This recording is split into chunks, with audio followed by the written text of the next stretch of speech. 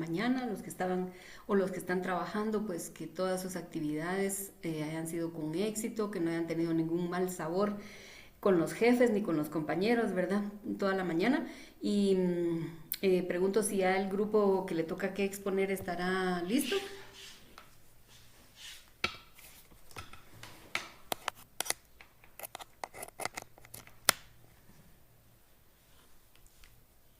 Si me escuchan, ¿verdad?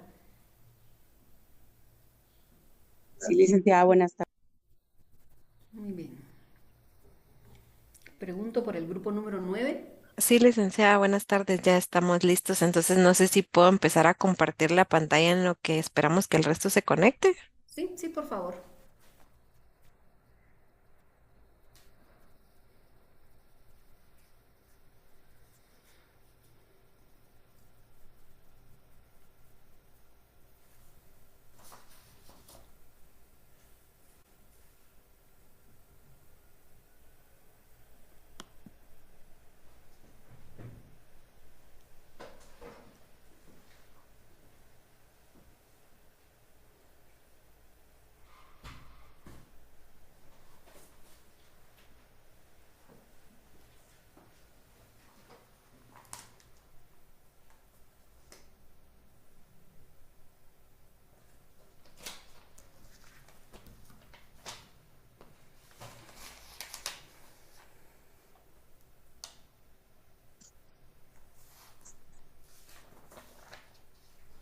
Y Milo, ¿por qué no te vas para la cama, mi amor? Ahí muy frío.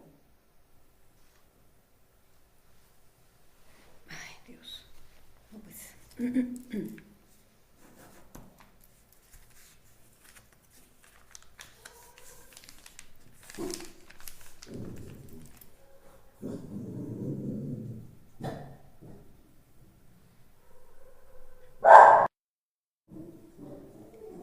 Ay, perdón, jóvenes, pensé que tenía apagado mi micrófono. Están escuchando ahí mis conversaciones con mis perritos, lo siento.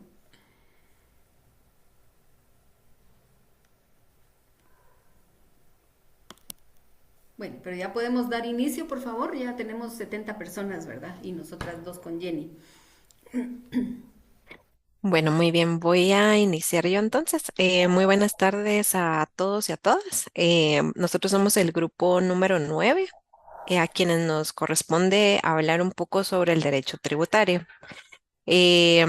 Perdón si se llegara a escuchar un poco de sonidos, pero con más compañeros entonces. Perdone. Entonces yo quiero iniciar esta exposición haciéndoles una pregunta de cuántos de los presentes nos hemos asustado al recibir algún tipo de correo eh, como tipo notificación de la Superintendencia de Administración Tributaria. Creo que pues ya todos estamos exentos a esto, ¿verdad? Entonces, es algo que muchas veces llegamos a recibir algún correo y automáticamente se viene a nuestra mente como el tema de eh, impuestos, ¿verdad? Bueno, entonces, hoy en día en Guatemala la fiscalización ya no es un proceso de auditoría de escritorio, ¿verdad? Que tarda meses en llegar en un sobre de papel, ya que recientemente las autoridades fiscales han anunciado que los formularios clave que antes eran de libre acceso en Declaraguate, ahora exigen una autenticación obligatoria a través de la agencia virtual de la SAT.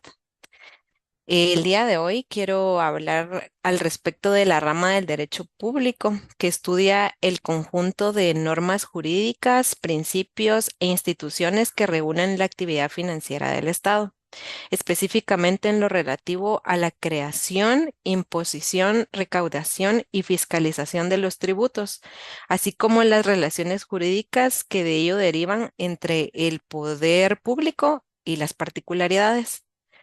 Em, si desglosamos esta definición, en la práctica guatemalteca encontramos tres elementos esenciales en los que podemos constatar el día a día. Por ejemplo, voy a cambiar de...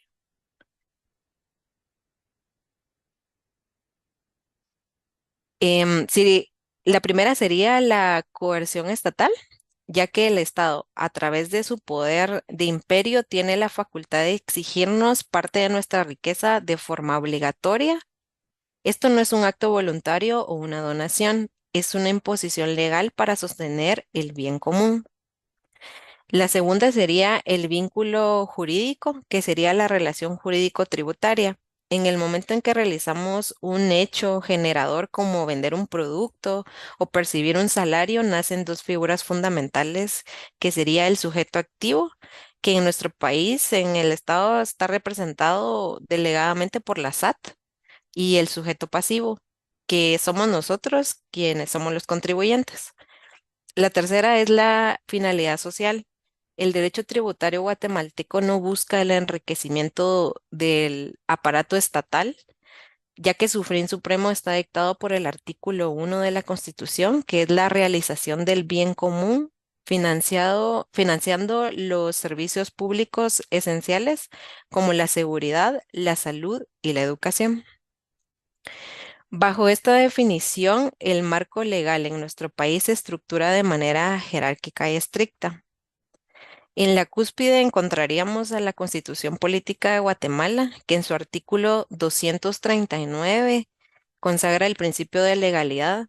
Este pilar doctrinario establece que es facultad exclusiva del Congreso de la República decretar impuestos, arbitrios y contribuciones especiales, determinando las bases de la imposición.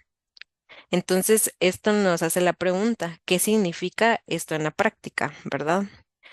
Esto implica que la SAT no puede inventar un impuesto ni un procedimiento mediante una simple resolución o circular administrativamente. Todo debe nacer de una ley formal. Inmediatamente abajo de la Constitución se despliega nuestro Código Tributario, que es el Decreto 6-91, que funciona como la ley matriz del país. Es el texto que unifica los procedimientos, ya que en este se define qué es una infracción y delimita las facultades sancionatorias de la administración. Junto con él coexisten las leyes especiales, como la ley del ISR y los tratados internacionales ratificados por Guatemala, que en materia de derechos humanos y garantías del ciudadano ingresan a nuestro bloque de constitucionalidad si protegen los derechos inherentes de la persona. Toda esta estructura pues busca una sola cosa, que la relación entre el inspector de la SAT y el ciudadano común está totalmente amarrada a la ley, evitando cualquier tipo de arbitrariedad, ¿verdad?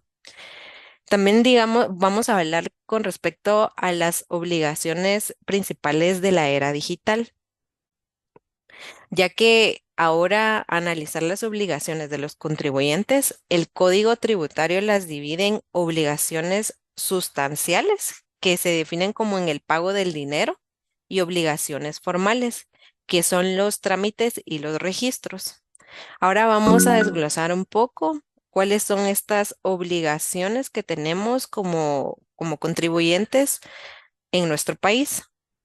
El número 1 sería la inscripción en el registro fiscal. Toda persona individual o jurídica que inicie actividades económicas tiene el deber de inscribirse ante la SAT para obtener su número de identificación tributaria, que serían sus siglas NIT. Hoy en día, omitir este paso no solo es una infracción, sino que los sistemas bancarios y comerciales están tan entrelazados que es prácticamente imposible operar en la economía formal sin un NIT activo, porque ahora realmente para la mayoría de trámites no solo nos solicitan nuestro DPI, ¿verdad? También ahora nos solicitan tener nuestro NIT. El segundo sería la emisión de comprobantes fiscales, ya que con la implementación total del régimen de facturación electrónica en línea, el famoso FEL, la emisión de facturas ya no depende de un talonario de papel. Cada vez que prestamos un servicio o vendemos un bien, la SAT recibe la información en un milisegundo exacto en que se emite el documento, ¿verdad? Esto ha reducido mucho la evasión, pero ha aumentado la responsabilidad del contribuyente de emitir sus documentos en tiempo real, ¿verdad? Porque ahora pues ya no se puede como antes en papel, pues se podía como cambiar las fechas de emisión y digamos ya había pasado 2 meses y yo todavía podía solicitar mi factura. En cambio, pues ahora con este sistema pues ya estamos más limitados para cumplir en tiempo la emisión de cada documento, ¿verdad? El tercero sería llevar registros contables adecuados. Pues no basta solo facturar, ¿verdad? La ley exige mantener libros de inventarios, de compras, de ventas y estados financieros debidamente respaldados.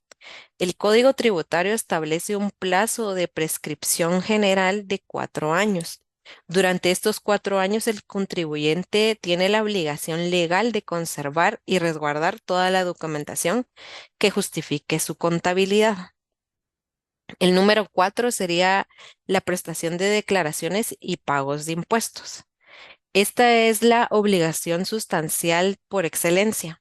Los contribuyentes deben declarar de forma mensual o anual. Esto ya depende según su régimen, como por ejemplo el régimen opcional simplificado o el régimen sobre las utilidades en el ISR. Olvidar una fecha límite implica la imposición automática de multas, intereses y recargos por mora. A eso me refería con la pregunta con la que inicié, ¿verdad?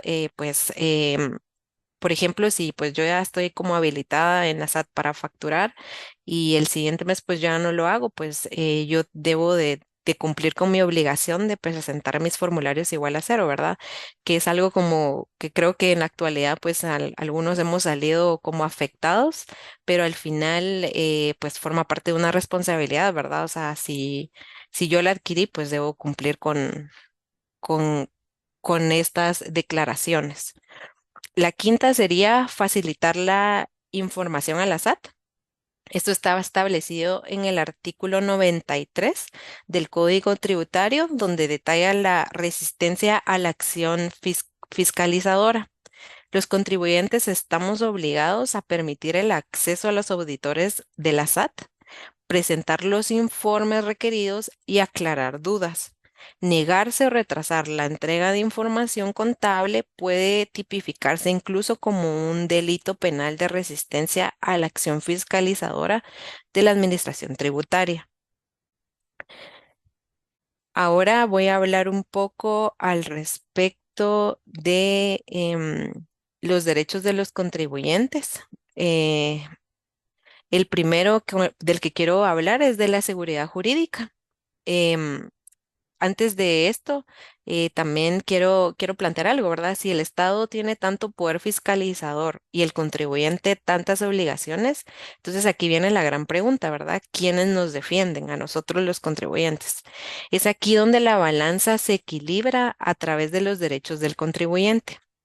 Estos derechos no son concesiones o regalos de la SAT, ya que estas son garantías constitucionales. Entonces voy a hablar un poco al respecto de la seguridad y certeza jurídica. Esta garantiza que el contribuyente sabe exactamente a qué atenerse, ¿verdad? Las leyes fiscales deben ser claras. Si a im- una norma da pie a ambigüedades, el artículo 5 del Código Tributario nos recuerda que los casos de duda se deben resolver en el sentido más favorable al contribuyente. En el derecho a la información, este habla de que todo ciudadano tiene derecho a ser tratado con respeto y consideración por el personal de la SAT, al recibir la información clara sobre el estado de sus trámites y a contar con las asesorías de profesionales del derecho o de la contaduría para hacer frente a las auditorías, con el derecho de defensa y recurso. Si la Administración Tributaria confirma un ajuste que consideramos injusto, la ley nos otorga las herramientas para impugnar. Contamos con el recurso de revocatoria o el recurso de reposición en la vía administrativa. y si la SAT persiste, podemos acudir a una vía judicial mediante el proceso contencioso administrativo. Ahora en el proceso justo, la SAT no puede emitir una sanción o un ajuste de la noche a la mañana sin llegar a otorgar la oportunidad de una audiencia, donde entonces nosotros seríamos escuchados para ofrecer nuestras pruebas y a contradecir los hallazgos de los auditores en un procedimiento administrativo em, transparente, ¿verdad? Para concluir un poco lo que yo iba a hablar, esto debe entenderse que el derecho tributario no se debe entender de una forma aislada como un mero mecanismo de recaudación o de castigo. Esta es una esencia, la columna vertebral que sostiene los servicios públicos, la infraestructura y el desarrollo de Guatemala. Sin embargo, un Estado democrático de derecho exige reciprocidad, así como los contribuyentes tenemos el deber de contribuir al gasto público de manera honesta y puntual. Las autoridades fiscales tienen la obligación de respetar los límites de la Constitución, los límites que la Constitución se les impone. La modernización tecnológica de la SAT debe ser una herramienta para facilitar el cumplimiento voluntario y jamás como un instrumento para intimidar o vulnerar el debido proceso. Recordemos siempre que la salud financiera de una nación no se mide por cuántas multas impone su administración tributaria, sino por el respeto mutuo entre un Estado que recauda con justicia y una ciudad que cumple con certeza jurídica. Entonces dejo en palabras a mi compañera Gabriela. Buenos días, compañeros. Yo les voy a hablar, no sé si me escuchan bien. Sí se te escucha. Gracias. Yo les voy a hablar de los antecedentes históricos del derecho tributario en el mundo, ¿verdad? Voy a hablar un poco de la época clásica, ¿verdad? Que esta desde el origen de la civilización humana ha existido una organización social que tiene cierta estructura, en donde dentro de esta es una parte primordial para el desarrollo de una comunidad, como son los tributos. Por ejemplo, ¿verdad? En el antiguo Egipto, los ciudadanos debían cumplir con tributos al faraón, así como en el registro de control de los productos que existían como parte del comercio. Pero pues fue hasta antigua Roma que se pudo llegar a una conciliación, del tributo. Ahora nos vamos a la Edad Media. Acá en el poder se encontraba la figura conocida como el señor feudal, quien tenía grandes propiedades en donde las personas trabajaban para él, ¿verdad? Y se aplicaban el tributo, incluso aquellas de los más bajos recursos. Recordemos, ¿verdad?, que en economía, pues nos enseña todo lo de eso del señor feudal, ¿verdad? Entonces recordemos que ellos no rendían tantos así como que tributos, sino que básicamente lo hacían por obligación, porque estaban obligados a trabajar de gratis, digamos. Entonces, volviendo, pues te dice que durante este periodo el pago arbitrario era de los siervos, ¿verdad? Y no solo debían pagar con bienes, sino que también tenían que brindar servicios. Entonces, tenemos un ejemplo, ¿verdad? Que en aquel entonces ellos trabajaban sembrando, pues sí, haciendo varias cosas. Pero ahora, digamos, en la actualidad, o sea, nosotros pagamos eso por el alcantarillado en la municipalidad, pero a veces pues no funciona mucho, ¿verdad? Si no vemos las noticias con tantas inundaciones que han habido. Y pues ahora nos vamos a lo que son los tributos o impuestos, ¿verdad?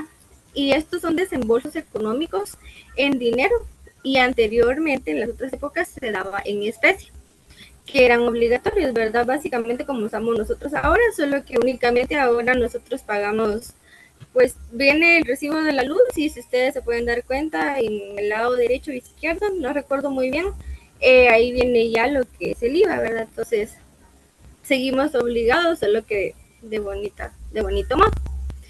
Bueno, ahora voy a pasar a los antecedentes históricos del derecho tributario en Guatemala, ¿verdad? La sociedad maya, ¿verdad? En el año 1000 antes de Cristo, ¿verdad? Y luego después, en el año 1524, ¿verdad?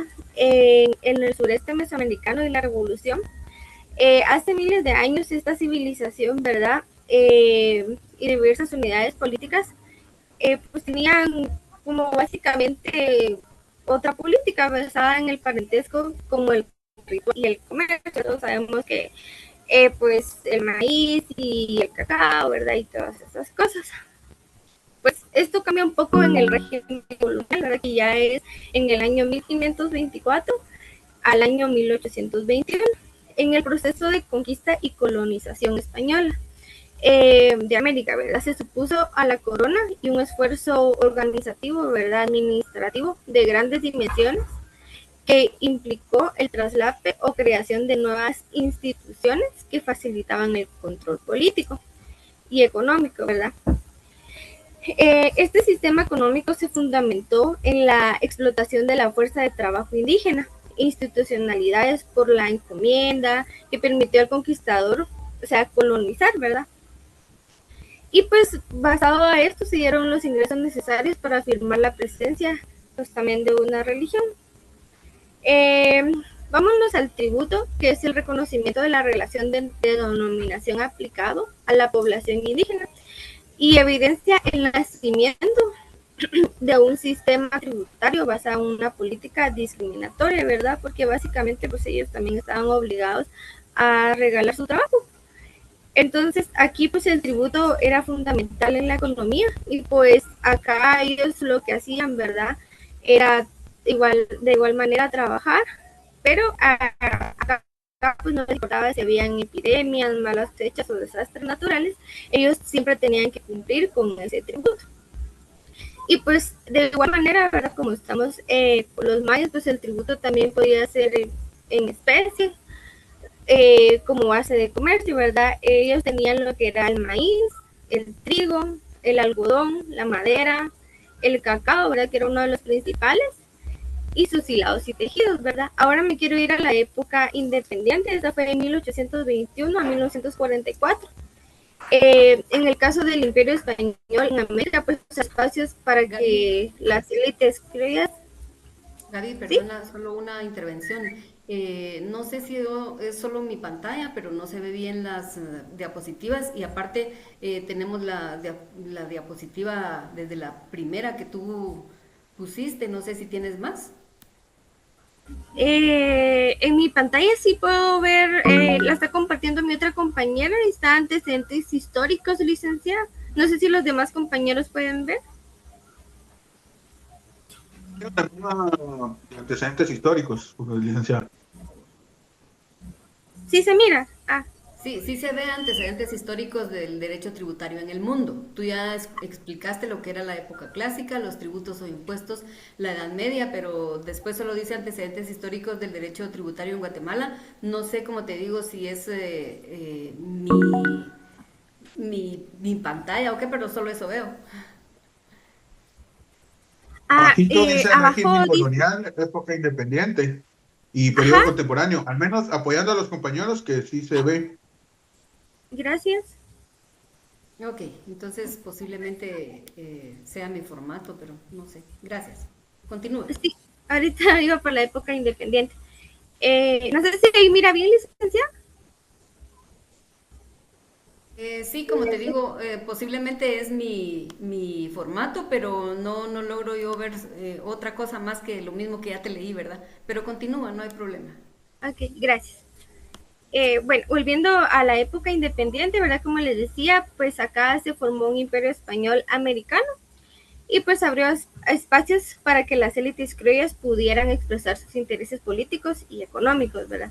En el caso de Centroamérica, la independencia fue un acto dirigido por las élites de la capital hasta el entonces Reino de Guatemala, ¿verdad? Como ustedes saben, pues toda esa conquista y todas esas cosas que sucedieron, pues vinieron a cambiar totalmente la economía de los mayas. Pues ellos básicamente trabajaban únicamente para ellos, pero con la colonización pues ya fue otra cosa, con la conquista, ¿no?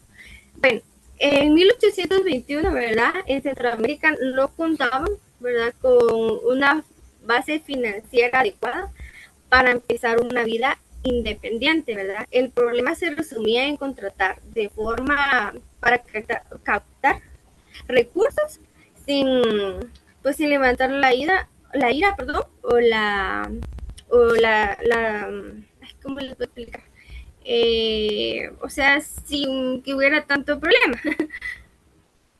En fin, bueno, esta pues era una debilidad que tenían al momento de querer como que ya inculcar, ¿verdad? Todo esto de los tributos, porque como estamos en la historia, ahora todavía no era tan actualizado como ahora. Y bueno, pues ahora me quiero ir al periodo contemporáneo, que este sí ya es un poco más actualizado, que pasó de 1944 al 2006. El sistema tributario de la década pues ya revolucionó y heredó el régimen anterior a todos los defectos posibles. Acá pues ya la administración tributaria era deficiente y los costos de la recaudación eran altos y la lentitud de los trámites pues facilitaba la evasión.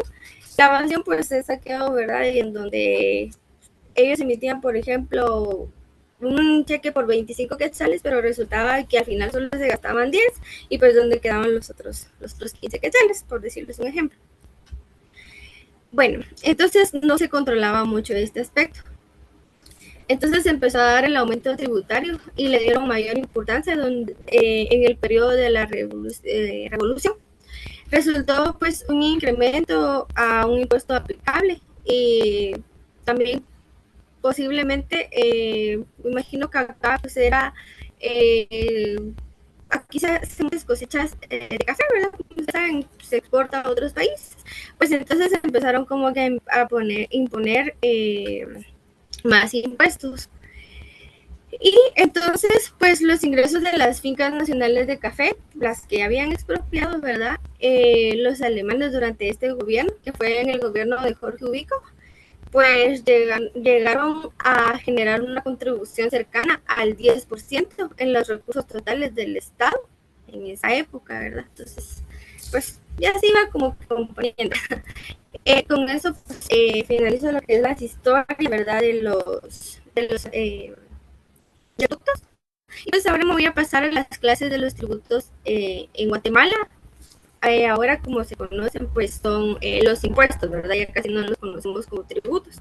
Y pues tenemos que los impuestos, ¿verdad? Son los pagos obligatorios que nos generan un beneficio directo e individual para quien los paga, como por ejemplo el impuesto al valor agregado, ¿verdad? Que es un impuesto sobre y el impuesto sobre la renta.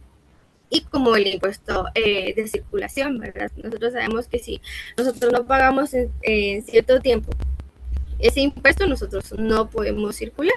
Al igual que como cuando nos ponen una multa, nosotros tenemos la obligación de pagarlo para que podamos circular, ¿verdad? Esto ya en la actualidad, pues ya no fácil, como decía mi compañera, ¿verdad? Uno solo mete los datos y uno ya ve si tiene multas o no y se paga y uno ya puede pues seguir circulando con libertad.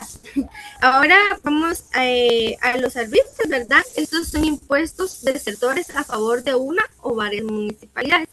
Su finalidad es pues proporcionar recursos para el funcionamiento y prestación de servicios municipales, como por ejemplo la extracción de materiales, determinación de negocios. Pues si miramos en las municipalidades sería como las personas que nosotros vemos que están limpiando las calles, que para que pues no se mantenga un desorden, digamos, y se vea más limpia la ciudad, también por temas de salud, ¿verdad? Entonces, básicamente cuando nosotros pagamos nuestros impuestos, estamos colaborando a tener una mejor ciudad, por decir algo.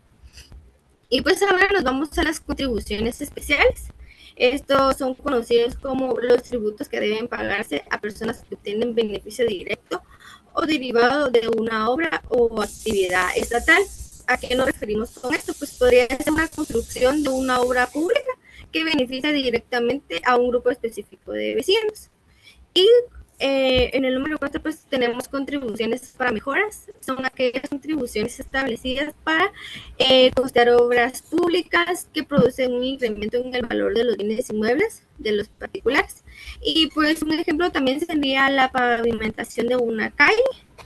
¿Verdad? Que a veces ustedes se dan cuenta en algunos lugares está así todo desquebrajado, entonces las personas tienen que irse por la orilla de la calle, pues también es un peligro. Entonces nuestros impuestos también sirven para mejorar el asfalto, pues para que las personas puedan caminar en unas mejores condiciones. Y luego tenemos para qué sirve la recaudación de estos impuestos. Como bien les había explicado, pues algunos son para educación pública, salud pública, seguridad. O sea, ustedes ven a veces a la PNC, ahí anda dando vueltas. Y también la infraestructura, ¿verdad? Que ahora vemos varios gimnasios en los parquecitos donde puede uno pues ir a hacer ejercicio, y programas sociales, ¿verdad? Que ahora, si ustedes ven, las municipalidades también han incrementado cursos de computación, cocina y varias cosas. Y pues ahora quiero hablar un poquito de las siguiente diapositiva, perdón. Vamos a hablar de las desventajas del derecho tributario, ¿verdad? Estas desventajas tenemos principalmente la corrupción, ya que ellos pues son los encargados de administrar. Muchas veces, si ustedes se dan cuenta, pues todos los impuestos recaudados, pero pasa que lo que ya les había explicado anteriormente, dice que van a hacer, por ejemplo, pues una construcción, y resulta que la dejan a medias, no se termina, y porque ya no hay presupuesto. Entonces al final pues los perjudicados somos nosotros, porque muchas veces están en la vía pública y entonces no podemos pasar, ¿verdad? Entonces nos afecta. Y pues también tenemos otra desventaja, ¿verdad? Eso más que todo lo podría decir interno del Estado, ¿verdad? Que es una baja carga tributaria, que limita la capacidad del Estado para financiar servicios. Ya ven que a veces en las noticias dicen de que no tenemos presupuesto en los hospitales, las escuelas, y a veces, más que todo en las áreas rurales, ¿verdad? No tienen mucho acceso a la educación. Entonces, más pues se va en eso, ¿verdad? Los desvíos de dinero que los establecen para que va a ser para algo, y al final pues terminan robando cierta cantidad. Y pues también tenemos una normativa dispersa, ¿verdad? Que esta pues genera inseguridad jurídica, como ya bien lo había explicado mi compañera, ¿verdad? O sea, ellos no tienen así como la certeza de a dónde se va el dinero, o sea, hay un vacío ahí que tienen que componer con el tiempo. Y también tenemos las ventajas, ¿verdad? Que nuestras ventajas como ciudadanos, al hacer nuestros pagos puntualmente, pues tenemos libertad de locomoción, no nos ayudan sí, en muchas cosas, ¿verdad? Son más desventajas las que tenemos y obligaciones, pero pues nos hemos dado cuenta que las municipalidades al menos pues han apoyado un poco. Y siguiente diapositiva, por favor.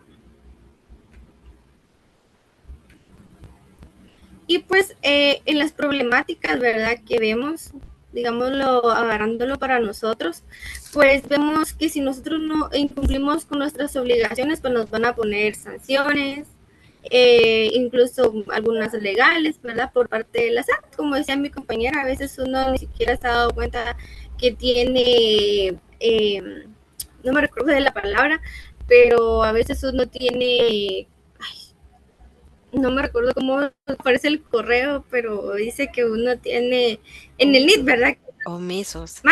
Omisos. Así, perdón, gracias. Omisos.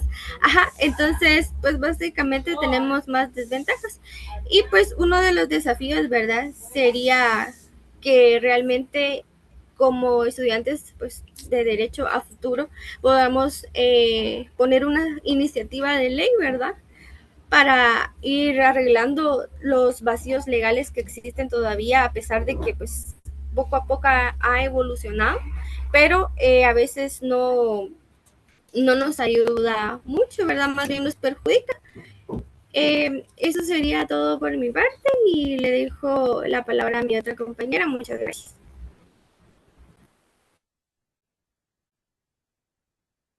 Buenas tardes. Para concluir este trabajo sobre el derecho tributario, podemos afirmar que nos encontramos ante una de las ramas más importantes del derecho público, debido a que regula la relación existente entre el Estado y los contribuyentes y permite obtener los recursos económicos necesarios para el funcionamiento de la administración pública.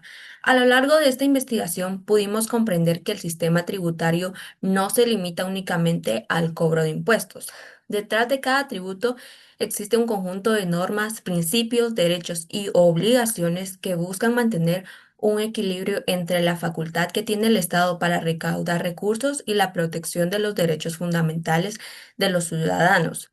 Este equilibrio es indispensable para garantizar el respeto al Estado de Derecho y evitar actuaciones arbitrarias por parte de las autoridades tributarias. También fue posible analizar la evolución histórica del derecho tributario, tanto a nivel mundial como en Guatemala, desde las primeras, perdón, también fue posible analizar la evolución histórica del derecho tributario tanto a nivel mundial como en Guatemala, desde las primeras formas de tributación en las civilizaciones antiguas hasta los sistemas modernos actuales. Observamos cómo los tributos han sido una herramienta fundamental para el sostenimiento de las sociedades. En Guatemala, la tributación ha pasado por diversas etapas históricas que han contribuido a la construcción del sistema fiscal vigente, demostrando que la necesidad de recaudar recursos para atender las necesidades colectivas ha estado presente en todas las épocas. Otro aspecto importante fue el estudio de los principios tributarios, principios como la legalidad, la capacidad de pago, la igualdad, la justicia tributaria, la seguridad jurídica y la no confiscatoriedad constituyen la base sobre la cual debe construirse todo sistema tributario. Estos principios no solamente limitan el poder del Estado, sino que también garantizan que los contribuyentes sean tratados con justicia y que las obligaciones tributarias sean proporcionales a la capacidad económica de cada persona. Asimismo, comprendimos que los contribuyentes no solo tienen obligaciones, sino también derechos que deben ser respetados por la administración tributaria.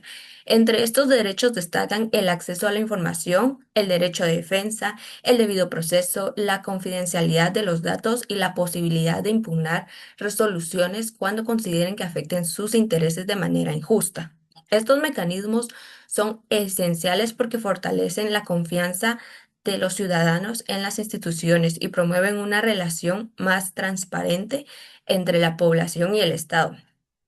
De igual forma, analizamos la potestad tributaria, entendida como la facultad que posee el Estado para crear, modificar, suprimir y exigir tributos. Sin embargo, aprendimos que esta potestad no es solo absoluta, ya que debe ejercerse dentro de los límites establecidos por la Constitución y respetando siempre los derechos fundamentales de los contribuyentes. Esto demuestra que en un Estado democrático ningún poder puede ejercerse sin control ni límites legales. Otro tema relevante fue la importancia de la cultura tributaria.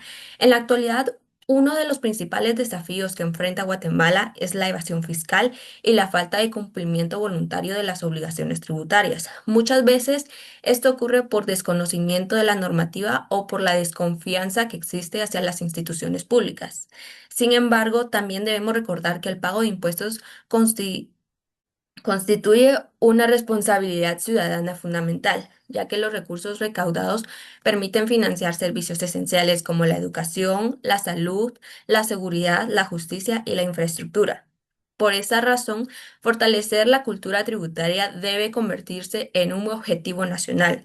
Cuando los ciudadanos comprenden la importancia de contribuir al sostenimiento del Estado y cuando las autoridades administran los recursos públicos de forma transparente y eficiente, se genera una relación de confianza que beneficia a toda la sociedad. La tributación deja de verse únicamente como una obligación y pasa a entenderse como una contribución al derecho colectivo. Finalmente, podemos concluir que el derecho tributario representa una herramienta indispensable para el desarrollo económico y social de Guatemala. Un sistema tributario justo, eficiente y respetuoso de los derechos humanos permite al Estado cumplir con sus funciones constitucionales y al mismo tiempo garantiza la protección de los contribuyentes frente a posibles abusos. Como futuros profesionales del derecho, es importante comprender que la tributación no solo tiene una dimensión económica, sino también una dimensión social y jurídica. A través de ella se financian los servicios públicos que benefician a toda la población y se promueve el bienestar común. Por ello, debemos fomentar el respeto a la ley, la responsabilidad ciudadana y la construcción de una verdadera cultura tributaria basada en la legalidad, la transparencia y la justicia. Muchas gracias por su atención.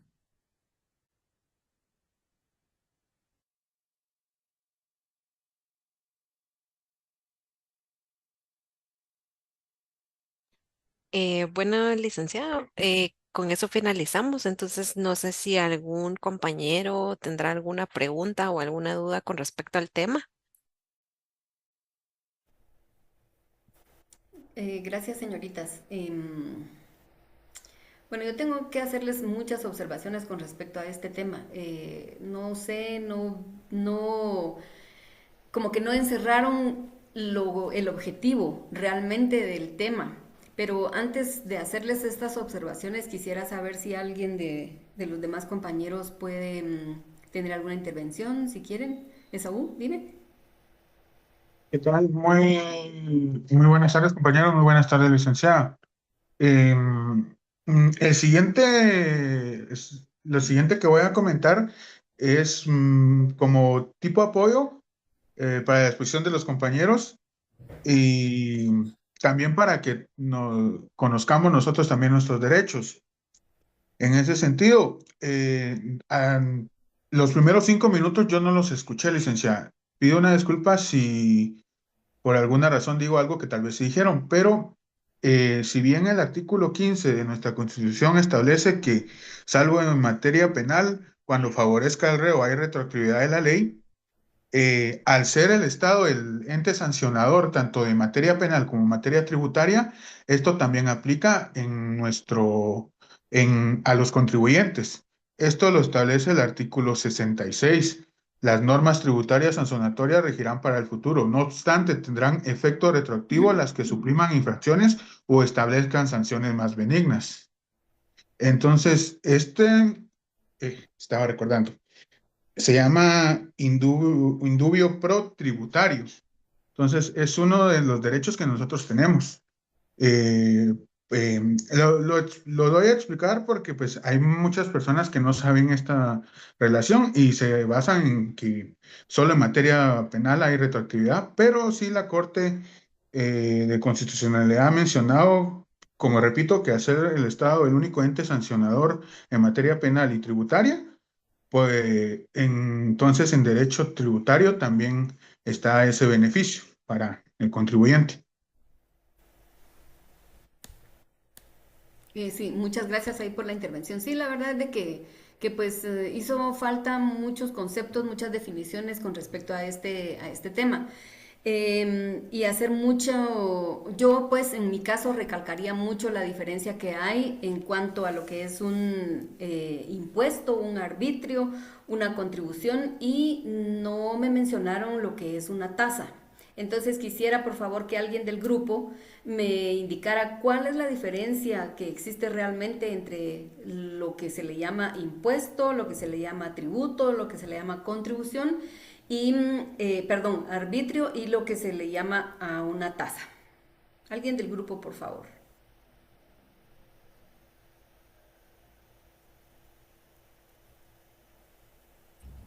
Licenciada, yo en lo que investigué, ¿verdad?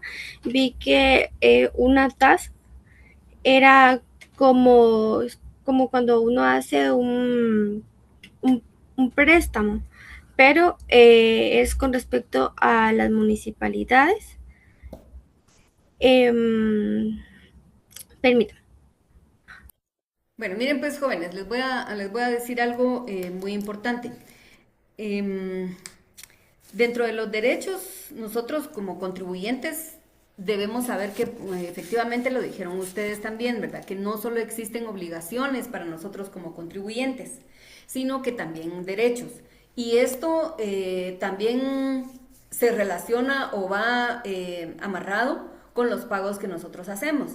Por ejemplo, el impuesto, escuchen bien, el impuesto es un pago obligatorio. Ese nosotros lo hacemos porque sí o sí, ¿verdad? Siempre, todos los días, cuando compramos, nosotros estamos pagando el IVA en nuestras compras. Ese es un pago obligatorio. Pero ¿qué recibimos a cambio de este pago? Alguien que me diga.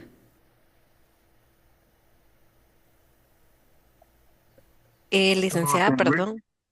Con respecto a bueno, en la tasa, digamos, es porque uno paga un servicio específico. Ahora con No, un sí, pero impuesto, perdón. Hice una pregunta ahorita directa y necesito que me respondan esto que yo pregunté. pues no se recibe una contraprestación directamente. Ujú. Ok, Saúl, ¿tú querías hablar algo? Y licenciada, el impuesto dijo, este se va al fondo común y se usa para el gasto público general. Exactamente, o sea, el impuesto nosotros lo pagamos. ¿Y cuál es un impuesto? El IVA, ¿verdad? Y ese nosotros no tenemos como que algo a cambio de inmediato, sino que se supone que va para el Estado y que en obras públicas, en más beneficios a un tiempo, si se puede decir un largo tiempo, ¿verdad? Eso se puede visualizar de esa manera. Y un arbitrio, escuchen bien, el arbitrio es un pago que nosotros hacemos, pero normalmente a las municipalidades, como por ejemplo la extracción de basura. Entonces nosotros estamos haciendo ese pago de arbitrio, pero estamos recibiendo un servicio a cambio, ¿verdad? La extracción de basura, y también podemos incluir el boleto de ornato. El boleto de ornato se hace, se supone que también es para el mantenimiento de la ciudad, ¿verdad? El mantenimiento de los municipios. En este caso, por eso es que se hace el pago a las municipalidades. Las contribuciones, escuchen bien, las contribuciones son, en un ejemplo claro, los pagos de las licencias de construcción individuales, ¿verdad? O las contribuciones especiales que existen también, porque existe contribuciones y contribuciones especiales. Es, por ejemplo, en un residencial, por ejemplo, donde yo vivo. Existe y debe existir en cada una de los condominios o residenciales un comité, y este comité se encarga de solicitar una contribución especial. Hace poco nos pidieron a todos los vecinos de acá un pago especial de 250 quetzales, pero era para construir una cancha de básquetbol y hacer una colocación de cámaras, ¿verdad? Que se habían destruido y todo. Entonces, esa es una contribución especial. Es algo que nosotros estamos pagando, pero vamos a recibir también el servicio, o a veces es de forma inmediata. Mientras que las tasas, escuchen bien, las tasas son los pagos que nosotros hacemos cuando nosotros necesitamos un servicio. Si yo no necesito un servicio, no tengo por qué pagar una tasa. Un ejemplo claro es cuando nosotros vamos, por ejemplo, a RENAP a solicitar una certificación de nacimiento o a inscribir a un niño, ¿verdad? El nacimiento de un niño. Cualquier pago que se hace ahí, esa se llama tasa. ¿Por qué? Porque nosotros pagamos los 20 quetzales y de forma inmediata nosotros recibimos una certificación. Ese es se solicita un servicio de inmediato. Pero si yo no necesito, no tengo por qué pagar una tasa, ¿verdad? Entonces, esas diferencias sí quiero que por favor las tomen en cuenta, y que no crean que cuando uno habla de un arbitrio es un impuesto. No, un arbitrio no es un impuesto.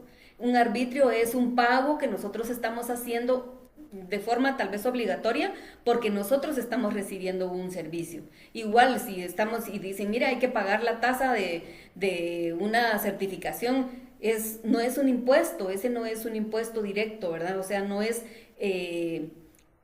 nosotros tendemos mucho a equivocarnos al escuchar impuesto, y ahí nosotros incluimos todo, ¿verdad? Ese es un pago, el boleto de ornato también podemos decir que es un impuesto, pero no, jóvenes, hay que hacer bien esa diferenciación.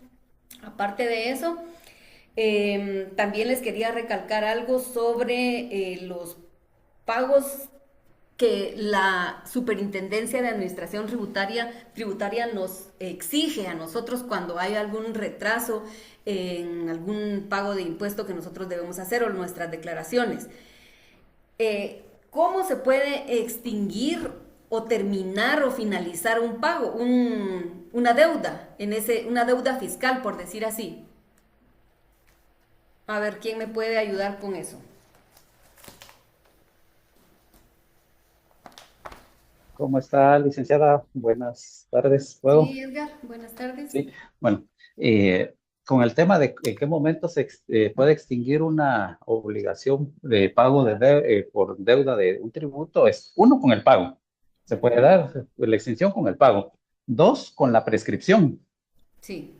Con la prescripción que está regularmente en materia de impuestos, pues la prescripción es de 4 años.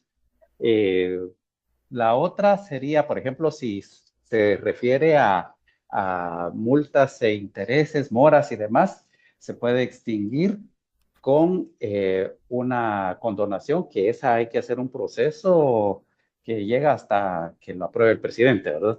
Exacto. ¿Sí? Y pues de esa recuerdo, esa recuerdo, le digo yo. Sí, excelente, sí, está muy bien. El pago, o sea, la extinción de ese tributo o de esa deuda como contribuyente, ¿quién más tiene levantadita su mano? ¿Esaú? Sí, licenciada, con respecto a lo que dijo el compañero, eso está establecido en el artículo 35 del Código Tributario. Establece los cinco: pago, compensación, confusión, condonación y prescripción. Espero que esté en ese orden, pero si es pago, compensación, confusión, condonación y prescripción. Y con respecto al tiempo, si bien para que este prescriba son 4 años, se puede extender hasta 8 si el contribuyente no estaba escrito. Exacto. Yo se lo digo porque tengo estudios en auditoría, entonces por eso es que mis intervenciones han sido con este tema. Y Ujú. en cualquier cosa, pues también estamos a la orden. Muchas gracias, Esaú. Gracias ahí por la respuesta. Efectivamente, jóvenes, y esto va más que todo para el grupo que expuso el día de hoy. Me tocaron algunos artículos del Código Tributario cuando el Código Tributario era la base específicamente para este tema. Por ejemplo, eso, el medio de extinción de los tributos o las obligaciones ya adquiridas, está efectivamente el pago, pues efectivamente cuando nosotros como contribuyentes nos aparecen esos omisos y qué sé yo, más pagos que debemos hacer, nos apersonamos o los hacemos en línea y hacemos el pago. Ahí termina nuestra deuda, nuestra obligación. Por compensación, por confusión, por condonación o remisión. Y recordemos que la condonación única y exclusivamente la puede autorizar el presidente de la República. Y la prescripción, por supuesto. Entonces, por favor, jóvenes, eso tómenlo muy, pero muy en cuenta porque les digo honestamente, estas son preguntas de examen privado. De una vez les adelanto ahí porque son preguntas de examen privado.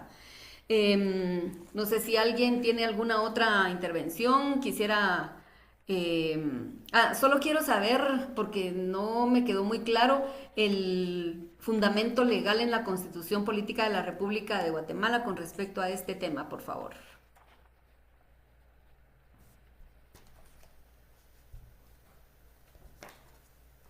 Ahorita voy, licenciada, permítame. Eso se lo deberían de saber ustedes que hicieron su investigación, jóvenes. Está en el artículo 239, en el principio de legalidad. Artículo 239, principio de legalidad. ¿Alguien que me pueda leer ese artículo, por favor?